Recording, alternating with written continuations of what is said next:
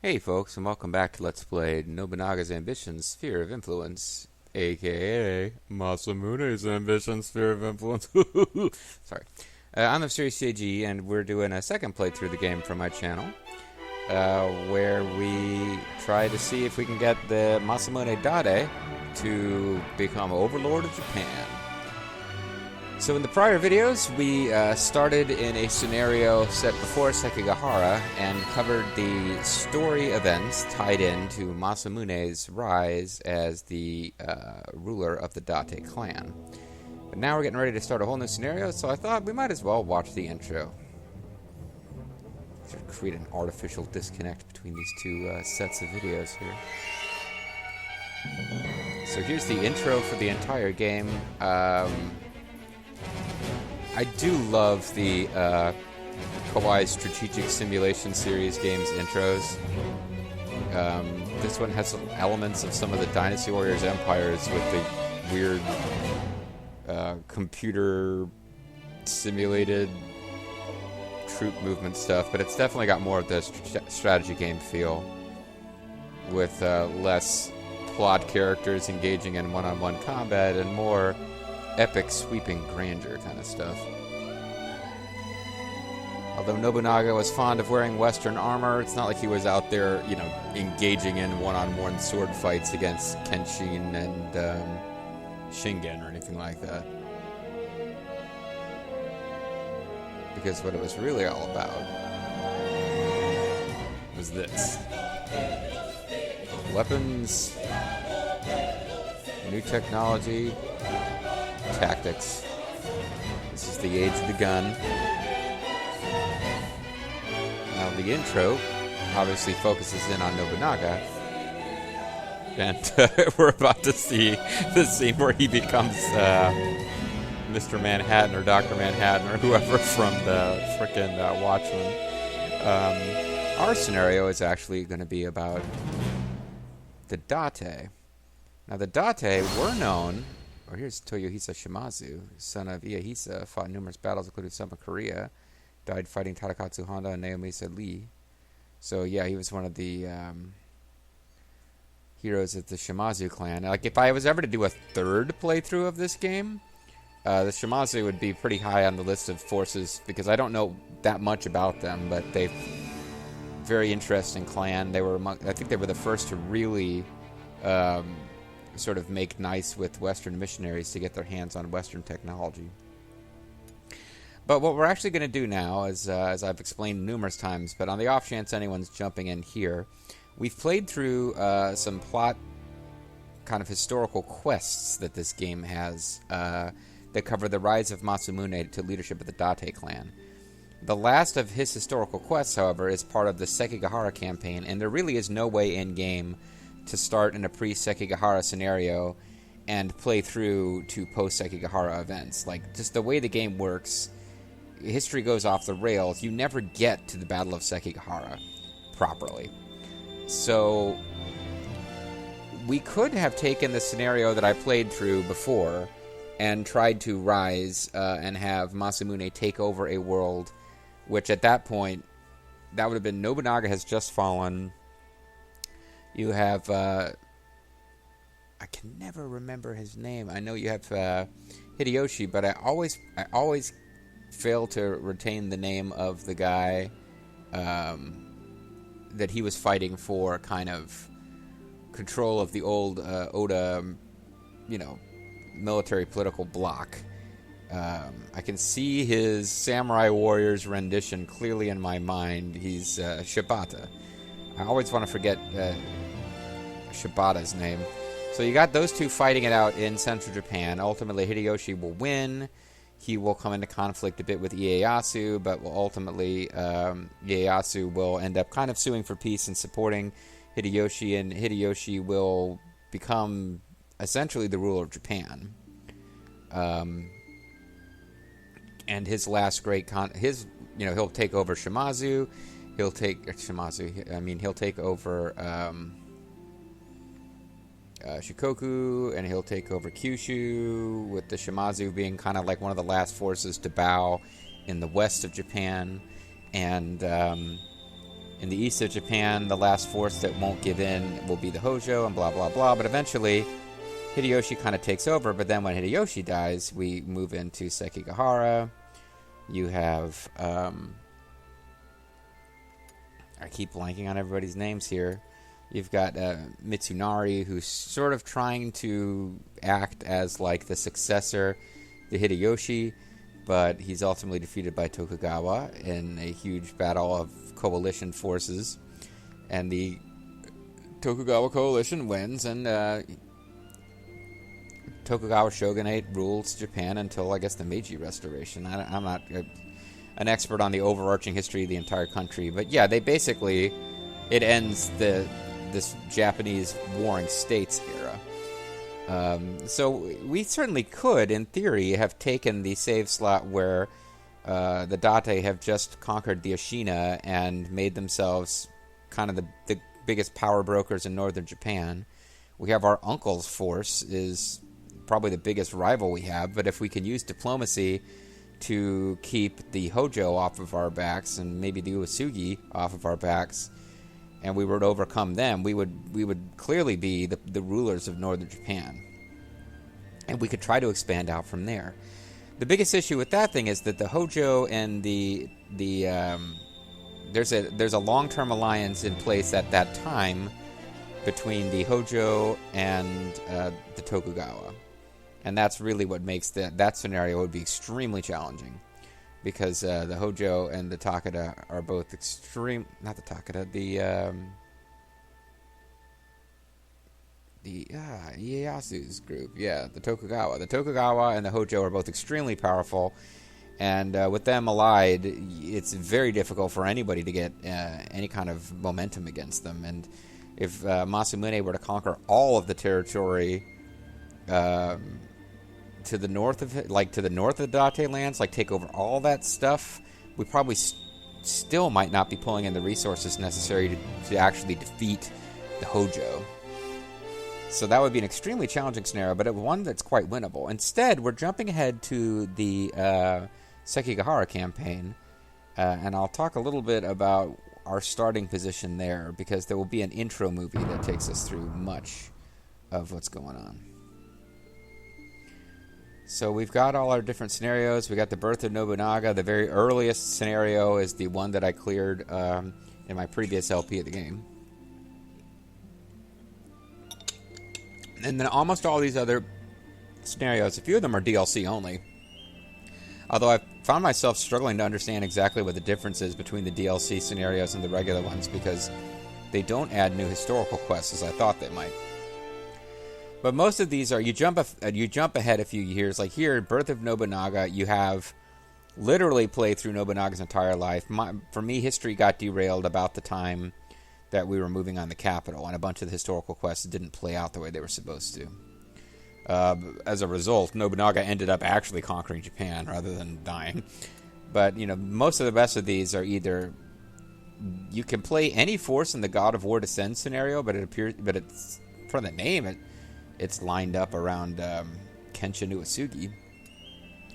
But yeah, these are just various, you can jump in at different points in time. But the one that we started and didn't finish, Fateful Clash, One-Eyed Dragon, we actually did, I think, the Kyosu Conference, which is where Nobunaga is dead, Hideyoshi and Katsuie Shibata are kind of in conflict trying to take over what was left. So you still got the Shosakaba ruling... I'm blanking on the name, Shikoku. The Shosakaba are kind of more or less in charge of Shikoku, but not entirely. The Shimazu are more or less in charge of Kyushu, but they don't really have total control. They've still got the Takibana and others.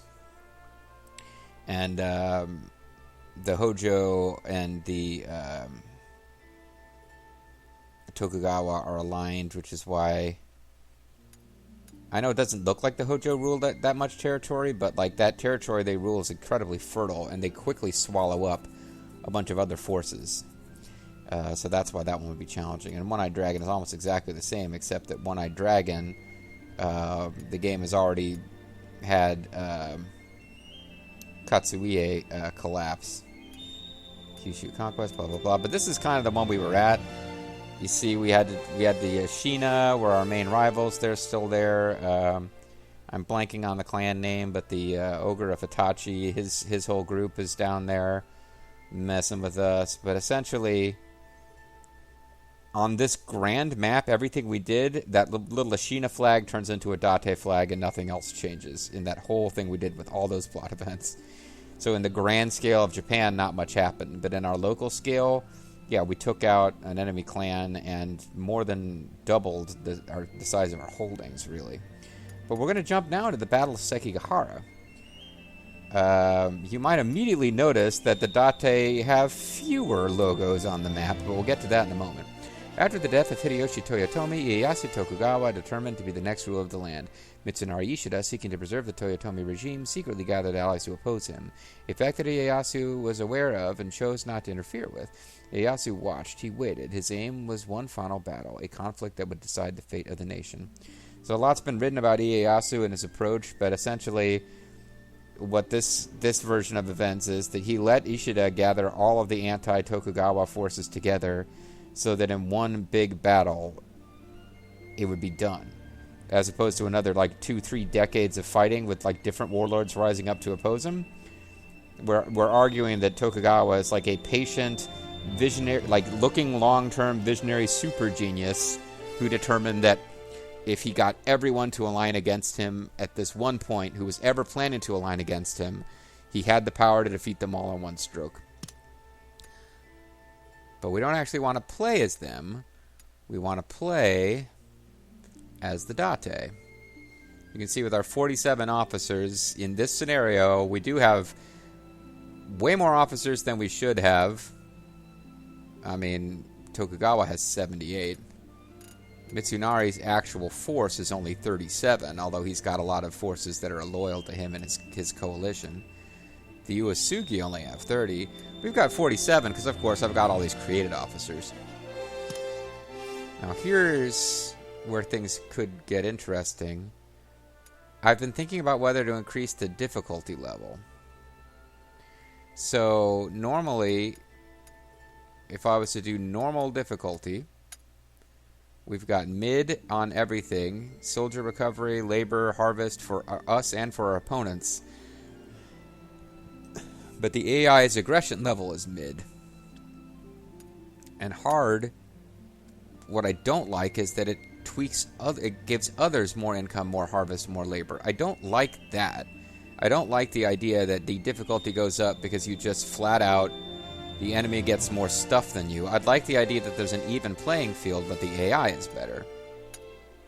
So that's where I was like, okay, I don't know how much of a difference it'll make, but let's push their aggression up to high and their AI level up to high and see what happens. Because at the mid, they don't really attack that often. So we'll see. I might come to regret this. I kind of doubt it. I played through the whole game with mid aggression level. It often just comes down to, I don't know, I'm already second guessing this because we definitely had our problems playing through as Nobunaga, but it usually just comes down to, if a force is really powerful, there's not a whole lot you can do about it. So everything else is on the defaults. We've got created officers and quests. Fictional maidens are on, and maidens can serve as officers. Let's go.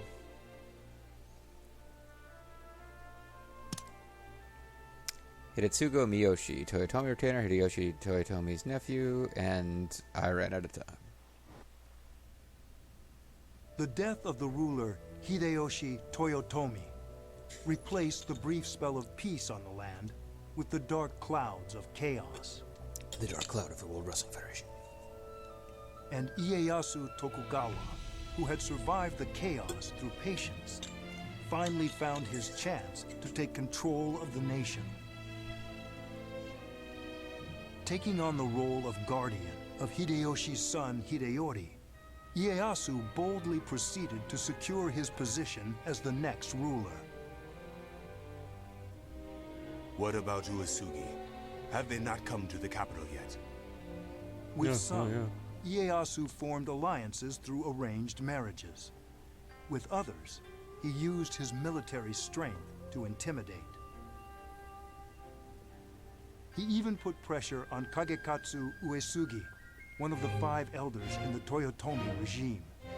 He sought to make him submit, using as a pretense rumors of rebellion. A letter has arrived from Kanetsugu Naoe. For Samurai Warriors fans, he is also known as Justice Rumors Man. concerning us have apparently reached your ears, but I assure you, they are nothing but unwarranted accusations. By the honor of the legacy left us by Lord Kenshin, we warriors of Uesugi cannot march to the capital to apologize for the babbling of fools. Unlike your lordship, we have no intention of trampling on the Toyotomi and seeking the world. So fuck you. However, I suppose it is inevitable that you will not believe us. Since you're such a jerk. And so it seems clear, there is no longer any need for words between us. No longer any need for words. Kanetsugu Naoe. What a man. What a stud. It has been long since I felt so alive. That guy's a hoss. Masanobu, prepare to march. The time for the Ieyasu clan to take the nation is now! Kanetsugu Naoe's letter would be remembered for generations. From it, Ieyasu gained justification for marching on Aizu. The world was moving exactly as Ieyasu had planned. Rotating around its pole. And then, in fact, rotating around the sun. Alright, so I'm interjecting stupid little comments like the dark cloud of the World Wrestling Federation, which make no sense, and immature jokes about Kanetsugu Naoe being a stud. But essentially what's happening there is that, yeah, I mean, Ieyasu is trying to maneuver the Uesugi through diplomacy and through, you know, the tenets of samurai culture and honor and whatnot. He's trying to force them to come to the capital and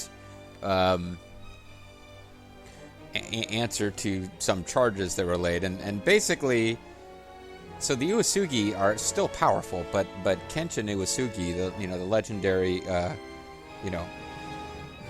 Dragon of Echigo, the embodiment of Bishamonten, the spirit of the war god made flesh and walking the earth, he's died.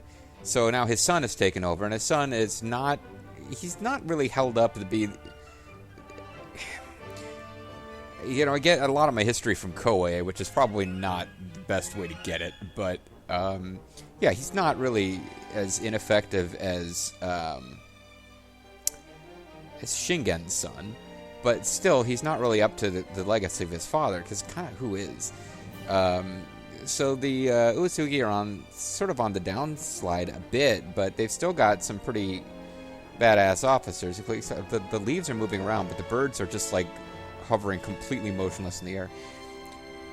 So they're powerful, but they're probably not as powerful as they were, and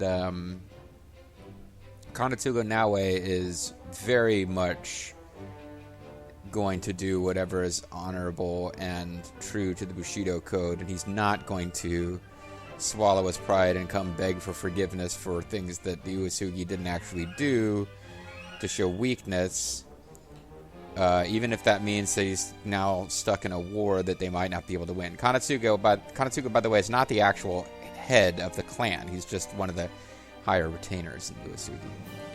So basically, Ieyasu is smart enough that he's maneuvered the Uesugi into where they either have to come, eat crow, and beg forgiveness, which makes them look weak in the eyes of the other clan, or they don't, and because these rumors have been spread that they're disloyal, if they don't come and beg forgiveness, then they have justified being attacked because they have refused to come beg forgiveness. So now, when he attacks them, he's going to kick their ass. That's the hope, anyway. But it also opens up the Uesugi to start expanding, because Hideyoshi, whatever his faults as a ruler were, he had maintained peace within Japan. He kept the warlords busy by sending them off to Korea to fight what was ultimately a disastrous war for Korea and Japan.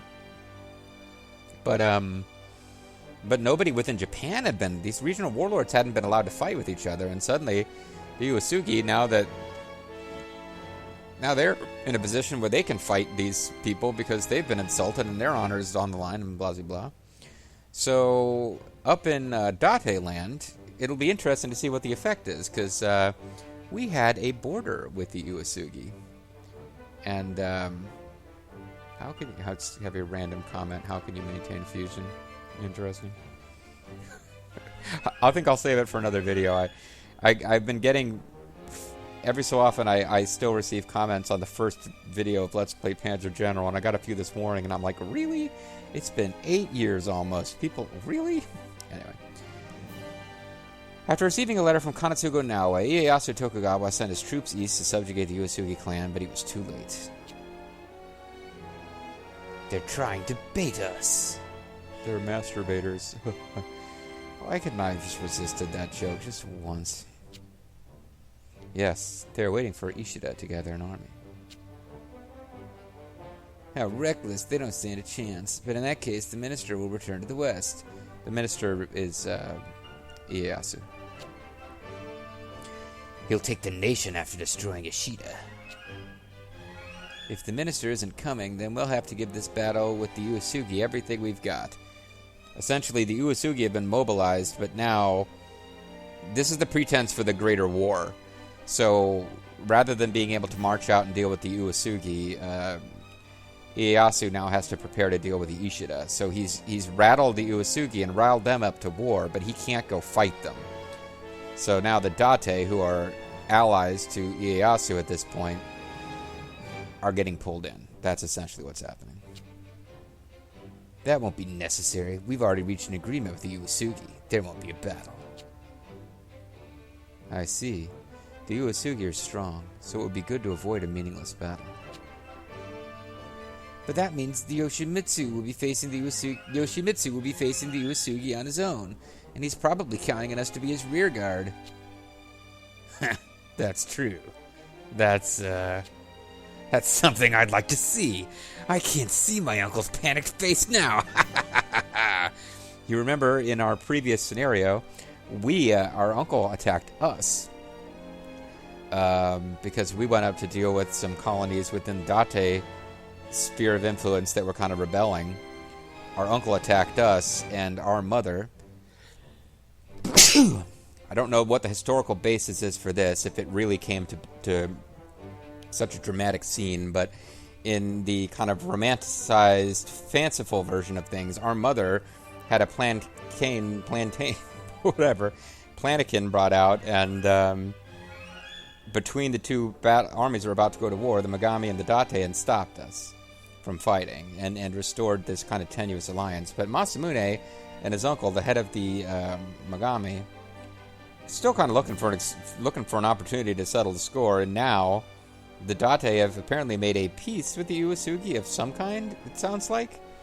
And the Uesugi are now marching against the Megami to expand their territory, and the Megami are like expecting us to help them out. But Masamune is like, yeah, this would be great. Good lord, Yoshimitsu has a troublesome nephew on his hands. This seems like a good opportunity. If we jump in after both the Mogami and Uesugi armies have been worn out, then we can take both Yamagata and Yonezawa. That's certainly a bold plan. Nice idea, but my mother is in Yamagata. Let's help him, just enough that the Mogami will not be wiped out. I can't openly support him after all. Once the battle in Kanzai is settled, that's when we'll join in. I'll take back those 500,000 koku that the Uesugi stole from us. Since the Date army was late in joining Hideyoshi's conquest of Odawara, even though they destroyed the Ashina clan and claimed Aizu, Hideyoshi took it from them. Furthermore, it was later revealed that they had incited the Kasai Osaki revolt that troubled Ujisato Gamo, and lost Yonezawa Castle as well. Their territory, which had been worth 1 million koku in its prime, had now been trimmed down to 500,000 koku. After Hideyoshi's death, Masamune received a certificate for 1 million koku as a reward for helping Ieyasu.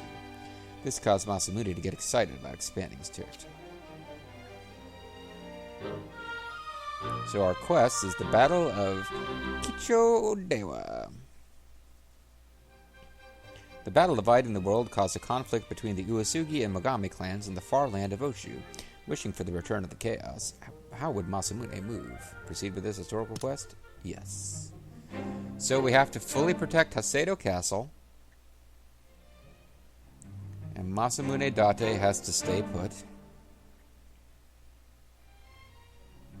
Shigezane Date has to stay put. And Kajuro Katakura has to stay put. Let us begin the meeting. Let's begin to begin.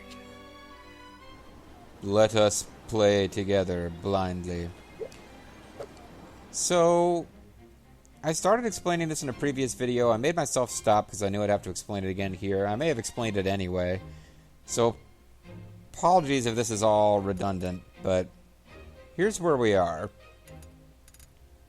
Even earlier in this video, I was talking about how Hideyoshi was fighting Katsuie and for control of central Japan and blah, blah, blah. Well, where we are now is there are Hashiba territories. This gets confusing. The thing is, it's tough to have a military simulation game cover all this, because it works much more cleanly when there are a small number of simple power blocks that either do or do not control a territory. But at this point, like, alliances were shifting back and forth between local warlords all the time.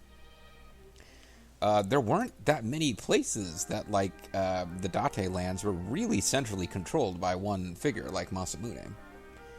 So, what happened when Hideyoshi died is, you can go look all this up, there's YouTube videos explaining it. There was a lot of, like, scrambling back and forth for power, but it was all through, political and economic channels more than outright warfare. But at the end of the day, Ieyasu is the most powerful man in Japan, but the lands he actually rules are mostly the territories that used to be the Hojos at this point. He doesn't even have, like, the Mitsudaira territories anymore. They've all been handed around. Because when Hideyoshi took over, he reassigned everybody. He found reasons to reward some clans and punish others. Like, here we got, like, Toshiya Maeda has got these territories up here that used to belong to Katsuie.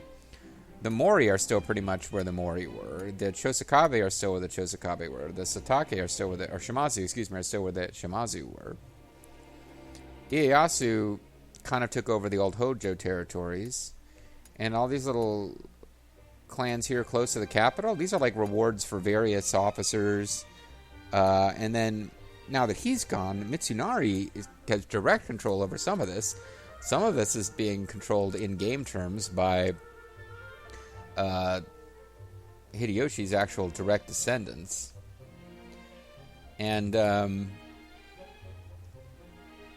but what we probably want to focus on is more like up here.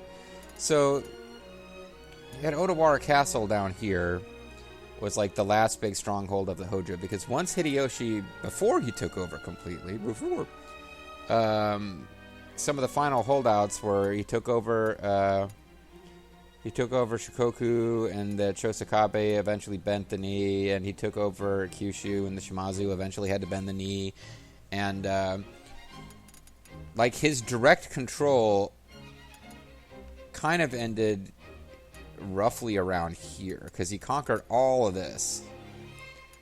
So now up here, the Uesugi were still around, but they had pledged their loyalty, and the Date were up here, but the Date, they were kind of the tallest midget in a sense. Well, I guess you don't get to say midget. They were the tallest small person. They were one of the most powerful clans in what was considered the backwater of Japan. But down here, the Hojo were like still powerful enough. They're like, no, we're not.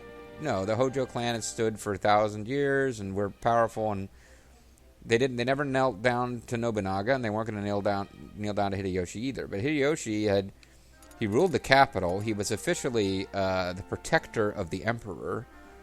It's kind of like similar to Cao Cao as far as, like, You either considered him an outright usurper or a criminal, or you considered him the legitimate authority. There was no in between because he held all the instruments of state power. So when Hideyoshi ordered all this coalition to come together to finish off the Hojo, Masamune kind of demurred and didn't want to jump in right away, and ultimately he marched his troops out to assist, but by the time he arrived, Hideyoshi considered it an insult that he was so late. So he didn't openly attack Masamune, because Masamune had at that point knelt to Hideyoshi's authority. You're not going to rule the country for long if you go around punishing those who surrender, because you're going to discourage others from surrendering. But because it took Masamune so long to surrender, he still wanted to punish him. So what happened is, when there was the big negotiating thing and all the big powers of Japan got together and figured stuff out, it was the same time where the Tokugawa took over these old Hojo clan lands.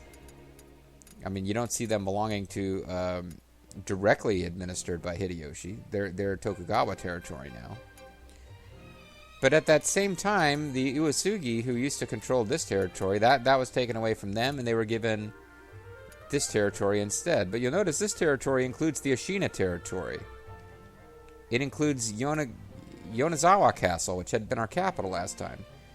Basically, everything that we fought to take over in that last scenario, except for these things I did at the very, very end over here, which were not even part of our historical quest to do, everything we did last time was taken away from us and handed to the Uesugi without a fight. Because Hideyoshi, who was too powerful for any of us to resist, if Hideyoshi orders us to pick up and move and govern these castles and takes these castles away, and he has any kind of pretext, like we were involved with some plot and were disloyal or whatever, to oppose him at that point would have meant having the combined armies of the rest of Japan attack us. So we gave in. So Masamune is basically fuming at this, and he's thrilled with the fact that the Tokugawa, who are his allies, and the Ishida are now enemies, because now it's a return to open war, which is the only opportunity he will have to actually regain his power. Because as you can see, what we had carved out for ourselves and conquered last time, and we could have taken over these territories too, except I knew we wouldn't keep them, so I didn't bother. Everything we did last time, it was taken away from us, and our holdings were cut in half. So that's going to be our starting point in the next scenario, is Hideyoshi kind of took everything away from us. Now let's see what we can do about getting it back. And maybe, just maybe, taking over all of Japan as well. As far as the historical quest goes, I've done this one messing around off screen, just looking into the possibilities of things. Even without created officers, this is very doable. But essentially, we are going to be fighting the Uesugi, even though the plot kind of says we're not going to be at war with the Uesugi openly. But no. Basically, the way this works is... Excuse me. We have to...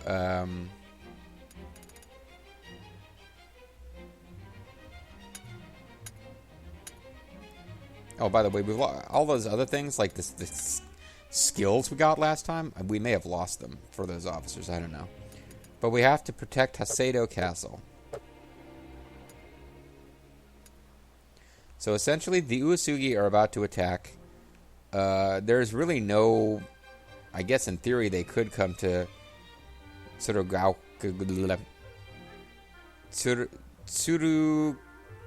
Castle. In theory, they could do that, but no, they're going to take Hasedo Castle before they advance any further into Megami territory. So, for all intents and purposes, we can't let the Uesugi take over any Megami territory. When they say stays put, I'll double check this, but I believe if we deploy a unit that has Masamune, Karakura, or Shigezane in it, we will lose the historical quest. Because that's the game's way of saying we're not openly helping. We're sending lesser generals. But we are going to be outright fighting the Uesugi because they will take over Hasedo Castle if we don't... Megami can't defend it on their own. So we will be allied with the our old frenemies, the Mogami, against one of the most powerful clans in Japan at this point. Although when I say that, they got nothing on the Tokugawa here, or even the Ishida. Ishida, it's kind of disjointed, but if the Ishida and the Hashiba were one force, they would be a force to be reckoned with for sure. But that's what this scenario is going to be about. So this has been kind of a long-ass intro video. When we get into gameplay next time, we will be starting this scenario. I just cranked up the difficulty slightly, so we'll see if the AI is any more challenging for us, and we'll be taking on... First of all, well, I'll talk about my overall strategy, but yeah, the long-term strategy, we're going to try to take this starting position and take over Japan. Might not happen. I guess we'll find out. I'm Serious JG. Thanks for watching.